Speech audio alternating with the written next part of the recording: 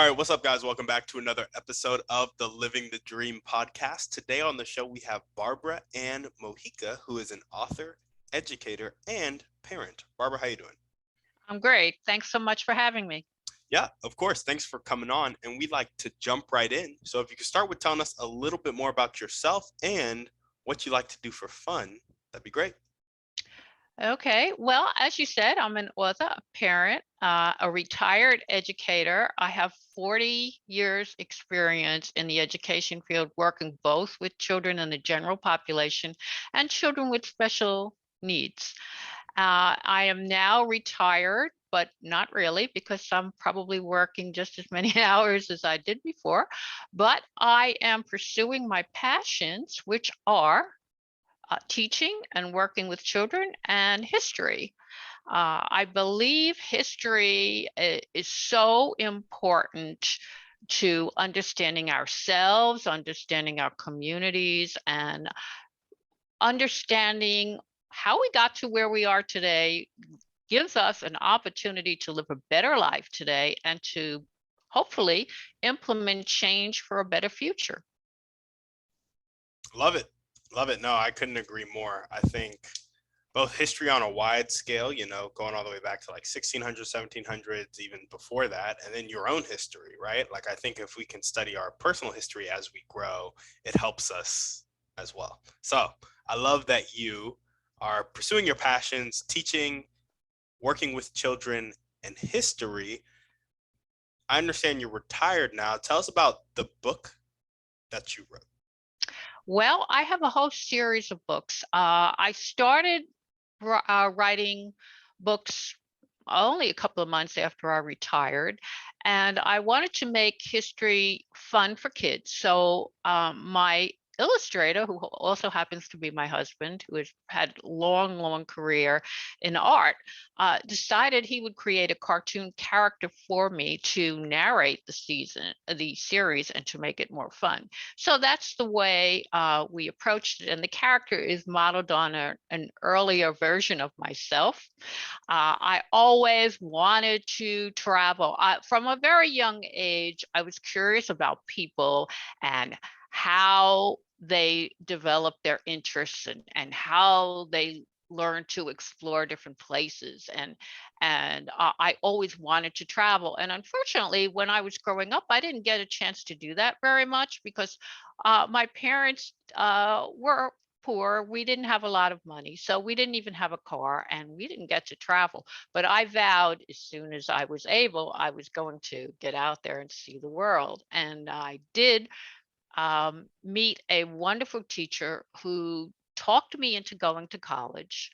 And that was the first step in pushing me toward my goals, because I hadn't really thought I would be able to do that. And I worked really hard. I got myself into a college based on merit. And at the time, there was a system in the city in which I lived, but if you had exceptional grades, you could get entrance into this city university system with no tuition. So that's what I did. I worked really hard. I got myself in, and I managed to do well and even get a scholarship for graduate school. So I kept my curiosity going. I kept my determination growing, and I believe that any child can succeed. Uh, if you really work hard, you can achieve anything. Yeah, no, absolutely. I love that. And specifically in the story, when you were talking about how the kind of the first turning point was another teacher convincing you to go to college, is that right? That's right. Yeah, and you said that you had never thought about it that way, and I think that whole going after something, working hard, and thinking and believing that you can do it, and actually taking time to sit and just like dream and like practically dream of like, okay, how would I actually get there, is so important. So I love that you're now here, a person who didn't even think they could go to college, now is a published author making history fun for kids. So would you say that is primarily your motivation in life? Waking up, that's what gets you up and gets you going every day, making history fun for kids? Yes, and I try to. keep my hand in teaching. I don't want to just write the books. I want to help everybody else to be the best they can be, basically. So I use the many years of experience that I have to try to inspire other people to take action. I do teaching videos, mini lessons on my YouTube channel. I have a blog, and I share whatever information I can find. I share resources for parents. I share resources with authors who have, been on the journey that I've been, and have found out the hard way how difficult it is to become a published author, because it's not just writing a book. You have to have a passion for a subject, and you have to really believe in what you're doing. But there are so many elements that go into it that you have no idea. Are there the marketing, the learning to get the right keywords, the right book cover, the right title, the all of the components that go in, learning social media, learning the technology behind getting the book actually published. There are just so many things that you have to learn. So again, it's a constant learning process, but I try to share whatever I can to help people in as many areas as I can. Yeah, no, absolutely. I love that. And I do think that that is an important piece for authors, for business owners, for entrepreneurs, for anybody really going out and doing their own thing where there's not a cookie cutter path. There's going to be some things that you really have to tap into that passion, tap into that purpose to like keep on moving forward. Because having to learn marketing, Mm. having to learn SEO, having to learn all this stuff really can get to you. Oh, it can be so frustrating. You really have to have patience, and you have to have perseverance, because a lot of people think, well, if I write a book, okay, I'll get it published, and then that's the end of it. And that's not the Like the end of start it. of it. It's just the beginning. And you don't realize all the things that you need to have in place before you even really, you should have in place before you even start writing a book, which of course I learned the hard way. I Yep. didn't have everything in place before I started writing, but I have now a whole series of books, and I have 13 books published, plus a coloring activity book. And my some of my books are iconic places like the Statue of Liberty and Mount Rushmore, and some of them are outdoor places like Sequoia National Park, and some of them are museums and scientific exhibits like the La Brea tar pits. And um, I just try to make it as immersive as possible, as interactive as possible, and I pose questions in my books to get children to do a lot of critical thinking, because that's something that I think is not really being emphasized and taught in the schools today. We are teaching a common core curriculum that is meant to get students to perform and pass a test, to say that they have achieved a certain level. And it doesn't teach them how to think. It's more concerned with what to think. And I think parents and teachers have to do a lot more with teaching children these critical thinking skills, being able to focus on a problem, and then being able to analyze what's going on, what are the connections, what's influencing the people involved, what other things are happening at the same time, and then inferring, having children think about, "Oh, well, what were the motivations behind these things, and how were the people communicating with each other? Were they communicating with each other?" And Is there more than one way to solve the problem? Sometimes the answer in history is, there is no conclusion. There are many conclusions uh, that can be drawn from one event or one situation. So there are many, perspectives, and I don't think we concentrate enough on teaching children how to do all of those things. Yeah, yeah, no, I completely agree. I think it's very easy to teach, especially like with math being so prevalent and like technology being so prevalent. It's like there's one answer, this works type of thing. But with a lot of problems in life, that critical thinking is key, and like understanding the story, the motivations, what was happening, and like all the pretext, context, and then what played out because of what. And so understanding that cause and effect and seeing where like I think something that was key for my learning in college. I took this course called Learning Psychology, and the way I was able to learn effectively was when I placed myself in the head of the um, researcher from like the 1920s and 1930s. Hmm. And they would have this reasoning process that they did to like tweak their experiments. And I was really able to remember how they tweaked the experiments because I tried to think like they think. So then understanding the story and relating it to yourself, I think is a key like critical thinking skill that can really be learned in history. Exactly. Perspective, is key. And of course, we live in the 21st century, and our world is changing radically day by day. So we can't keep up with the changes happening so fast. Whereas 100 years ago, it could take 6 months to get a letter across the ocean. Yep. A totally different situation and mindset. And sometimes I think that can be a disadvantage because now everything is so instantaneous. We tend to jump to conclusions.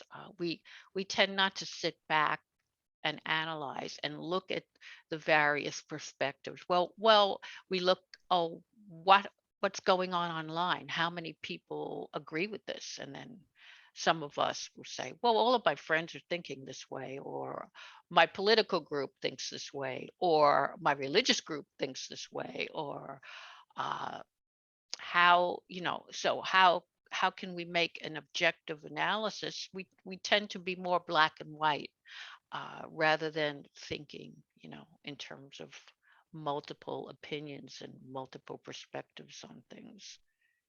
Yeah. Yeah, no, absolutely. I completely agree. Well, awesome, Barbara. Let's go ahead and jump into your dreams and goals. I know one Mhm. of them is making history fun for kids, but are there any other dreams or goals that you want to chat about?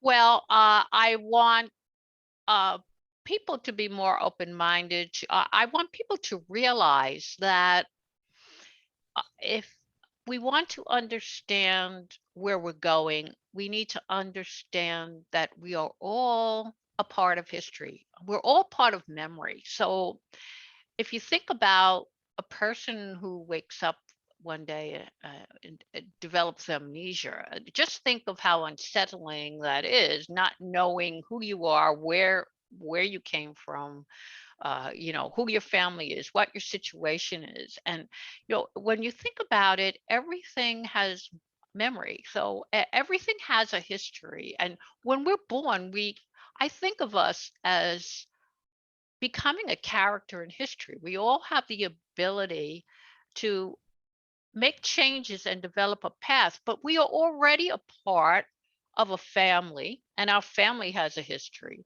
We're already a part of a community, and our community is wrapped up in memories of people who have come together for various reasons, whether they be cultural heritage or economic reasons, but they have come together bound by something that is unifying them. And then our communities become part of a larger global world. We become part of a larger group of people all over the world. And I think it's really important to help children become engaged citizens. So they have to realize that they are parts of members of all of these different groups, and that we all have to work together to make each of those groups better. And what history provides for us is kind of a legacy, a preservation of what communities and people have developed in the past, and their experiences, and it gives us a kind of a framework. We have records, we have artifacts, we have a framework of what has happened, and we can use that to develop our own stories to build on top of that. Some of it might have been good, some of it might have been bad. People made good decisions, they made poor decisions, but we can use that to move forward and to improve things. So I think change is part of life. We all grow and we change and we evolve, and we have different experiences. Some paths we take in life lead us along a similar direction, and other people change completely and go in an opposite direction and learn to do something else.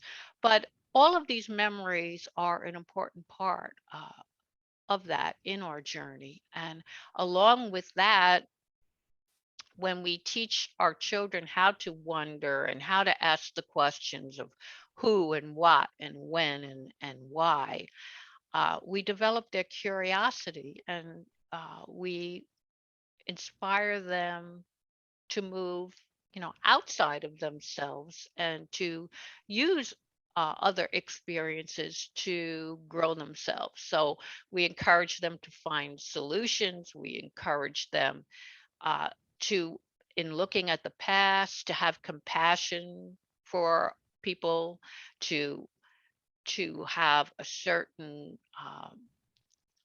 wonder at their experiences as a model for us. Some of them are good examples for us.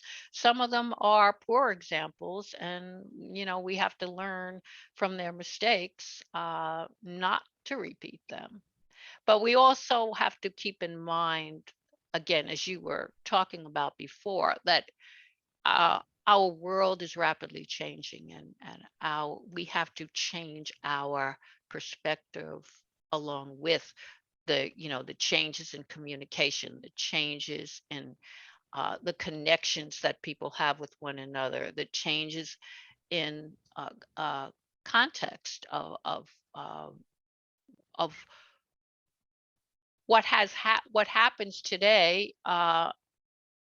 It might be totally different because the world has just changed so much. So in some respects, the world is similar. It's an evolution. In other respects, the world has dramatically changed, and we have to adapt to that. Yeah. Yeah, no, for sure. I love that. And so we got two dreams and goals so far. It's making history fun for kids. It's helping people be more open-minded to understand that we're all part of history and how much it actually plays a part in our life, whether it be us being able to be in the present and confident in who we are and our ability to change in the future going forward. So are there any other dreams or goals that you want to chat about? Well, for myself, I just want to do as much as I can to help parents and teachers succeed. I've worked with all kinds of children, and I know that one of the uh, biggest gratifications of my life has been the times when I have helped someone else to succeed. So I think we all have to learn that not to be as egocentric as we often are, but that the best way to uh, make ourselves better is to help other people be better. So whatever I can do to use my experiences to help parents of children with special needs, or to help teachers uh, who are struggling with issues today, which um, are out of their control, because so much in education today is administration and paperwork, and teachers are not given the time they need to work with children on a basis of their individual needs. There's a lot less emphasis on adapting to individual child's learning styles, because we have this, this mindset of the common core curriculum, and that everyone has to achieve this certain standard and in a very certain way, and some children cannot learn that way, and a lot of teachers today are very frustrated because they're spending so little time uh, actually working one-on-one with the student, that they're attending workshops, they're uh, developing their curriculum according to the needs of, the top down. Uh, we must do this. We must follow this technology. We must follow this new program, and a lot of it is taking time away from the students. I know in the last few years that I was teaching, I spent a lot of time going to all kinds of teacher development, quote, staff development, but to me, a lot of it was a waste of time, because a lot of it would get thrown out within a year or two. And here we had spent all of this time learning all of these programs that were not really helping the students at all. So I think a lot of teachers are very frustrated with that, and a lot of parents are too. That's why they're starting to demand other alternatives to education, different types of schools, charter schools and homeschooling, and cooperative learning type of centers. And so they're learning that, not every child can succeed in this, cookie mold kind of system. So I think that's a good thing. I think one thing that COVID has done is made a lot of parents aware that there were things in the education system that weren't really meeting the needs of their child, and you know and that they have to be more involved and Yeah. in the education, because parents are our first teachers, and certainly um, that can't be taken out of the equation when you're talking about education. Yeah. Yeah. No, absolutely. I appreciate your heart for helping parents and teachers succeed. And I think you point out some really critical issues, both with parents needing to be involved and with the school system having that cookie cutter mold that is so harmful for some students, right? Like some kids thrive, some kids just don't. And then I think one of the saddest things is when kids internalize the message that they can't thrive, and then they extrapolate it to like other areas of life because they didn't fit that mold. That's what really breaks my heart. Right. Hmm. But awesome. Let's go ahead and go figure out what one or two people you could meet right now that would help you take the next step toward your dreams and goals. Who would they be? Oh, How would they do it? well, it would be nice if I met someone on one of the very popular television shows who would allow me to come on and talk about my message, both about history and education. Probably not going to happen. I have worked to develop lists of radio and television contacts, and I have begun to contact them. I haven't had too much success with the major outlets yet. I have done some interviews on radio, and a couple on TV, independent local cable network. but I haven't been able to succeed, with the mass market. Which that would be one of my goals or wishes if I, could have one. I have been working with a lot of podcasts, trying to get my message out to larger numbers of people. And again, as I mentioned before, I do work with my YouTube channel, so I, have videos there on history for children, and I, do mini lessons, teaching lessons to try to help parents supplement their kids' learning.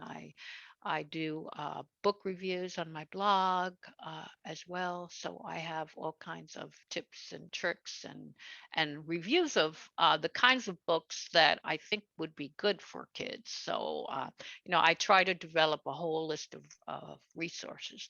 But again, I would like to try to reach a wider audience.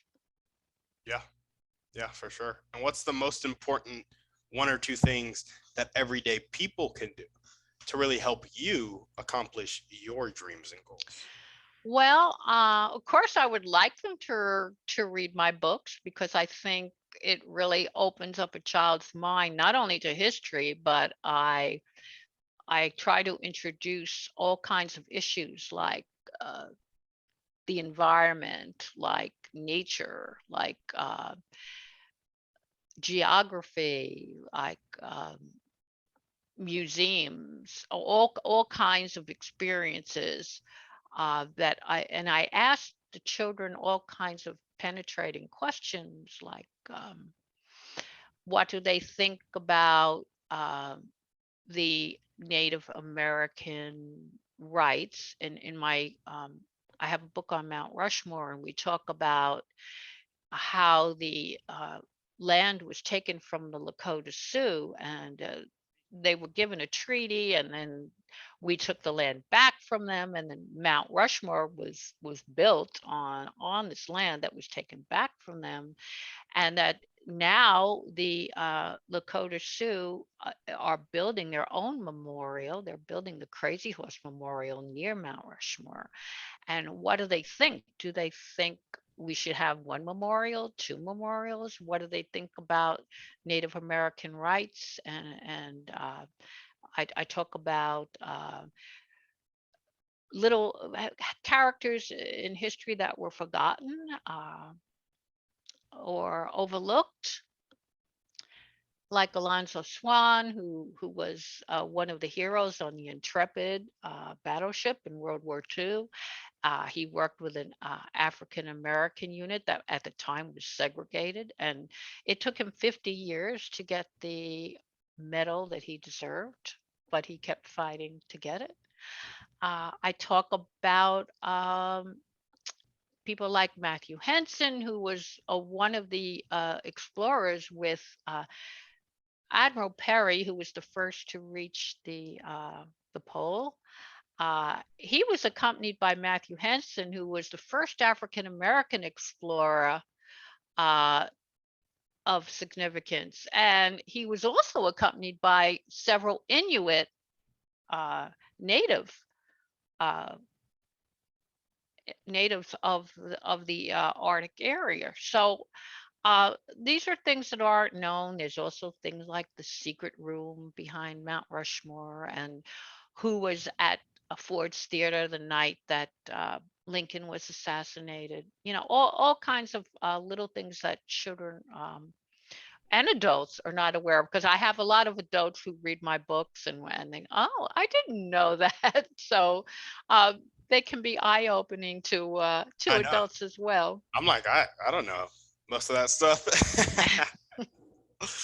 Well, awesome, awesome. So really read your books. On that note, we're gonna jump into our thriving three. What is your favorite book, movie, or podcast? Pick one. Oh, just one. Okay. Uh, for a podcast, I like stuff you didn't learn in history class. That's a fun podcast, and it has all different things that you would never ever think about exploring on your own, like you know, war, where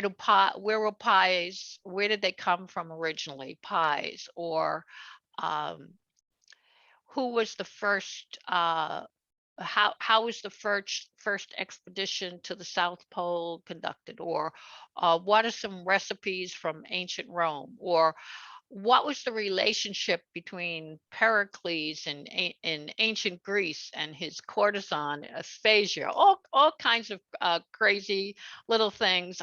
There's short podcasts that are, usually only 15 or 20 minutes long, but lots of fun. The kind of things that I like to do, introduce in my work, all kinds of.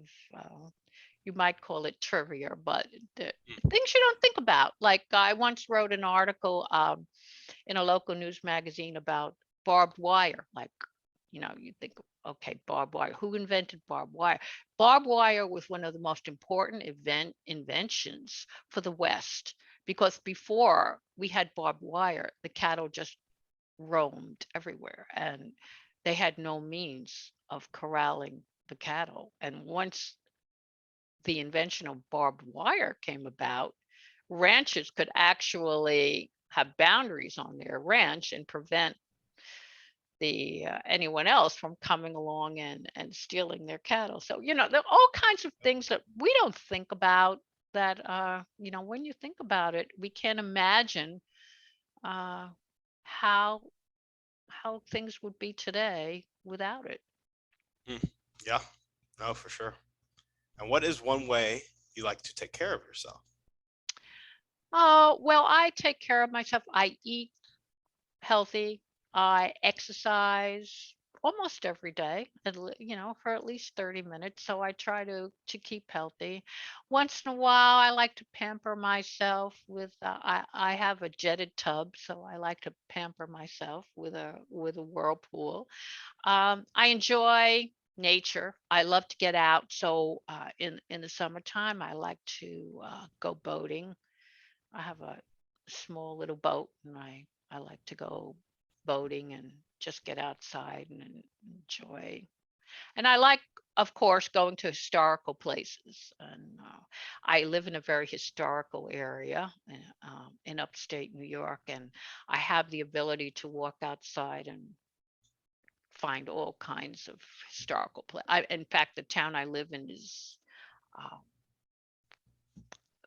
very, very old. It was founded by the Dutch in the 1600s, so it Yeah, has a long history. So I'm surrounded, you know, everywhere by things that are old and things that I love. So yeah, yeah, no, absolutely. Awesome. I love that you are um, so passionate about history. It makes me happy when it's like people know what they love and then they interweave it into every aspect of their life. It's like, I don't know, it's just an amazing thing because too many people are living not doing what they love. yeah, well, yes, exactly. And too many people are not willing to change. Again, it's, the inability to get out of that rut and to just, you know have the determination, and you know have the curiosity, the ambition to try something new. We get stuck in the rut, and you just, I was a victim of that myself for a while, because when I first started teaching, I stayed in the same job for a long, long time before I realized that there were so many kids whose needs were not being met. And then I decided to go into special education.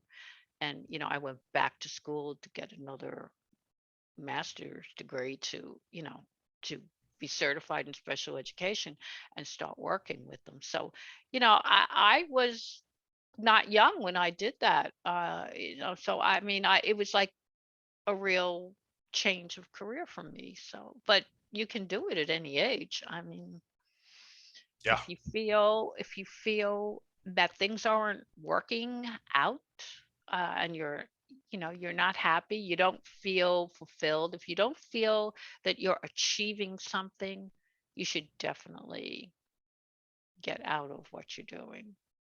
There we go. And what is one action step that you can take right now or continue to take if you're already doing it to meet that somebody who has that popular television show? Well, I would say continue to do what I'm doing. I realize that it's a slow process, but someday I'm going to meet that perfect person.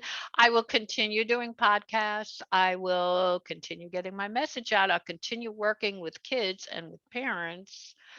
And, as I said, what makes me happy is to get my message in front of people, to encourage them to go out, be curious, be determined, and be successful, help others, and then you will be helping yourself. You will be happy.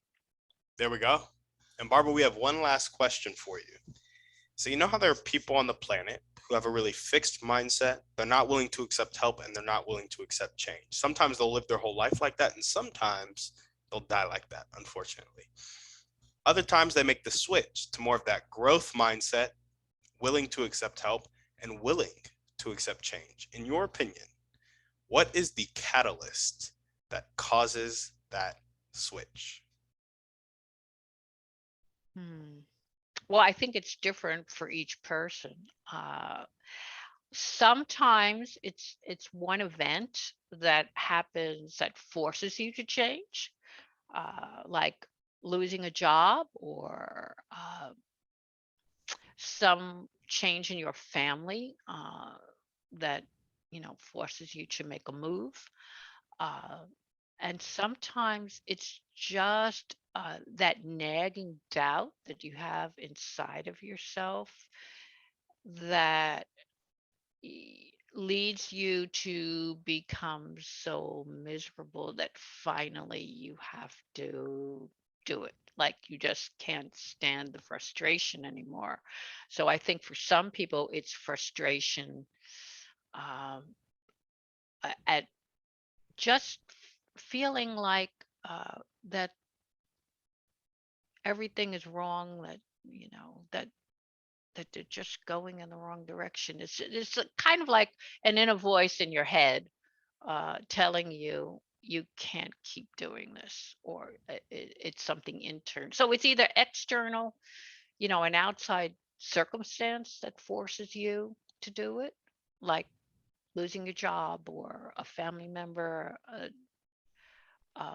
moving, making you, forcing you to make the change, or it's something that it's kind of in the back of your head, and it keeps, kind of whispering in your ear, this isn't right, this isn't right, this isn't right, until finally you can't ignore it anymore, and you have to do something. Yeah, yeah, no, absolutely. I agree. I agree. It is usually one of those two things. And um, typically, a lot of people see that event because a lot of people stay in fear and don't listen to that inner voice that is nagging them. And it's an event that usually catalyzes that. But thank you. Thank you for sharing that. Is there anything else you want to chat about before we sign off? Well, I think I would just leave you with, my little character who narrates the series Little Miss History. uh, if you don't know your history, you don't know what you're talking about. There we go. That's going to be the title of this podcast. Awesome. Well, Barbara, thank you so much for coming on the show. Thank you so much for having me. Of course. And if you guys are listening to this and you loved what Barbara had to say, you loved her passion for history, and you want history to be fun for your kids and for you, make sure to read her books, share her books. If you happen to know any of the popular talk show hosts, Oprah, Steve Harvey, I'm trying to think of some other, Ellen? Yes, it is Ellen. Make sure to hook Barbara up. And as we always ask, shoot this podcast to 1 to 3 people that need to hear this message. Give us a 5-star review on iTunes, and we're out.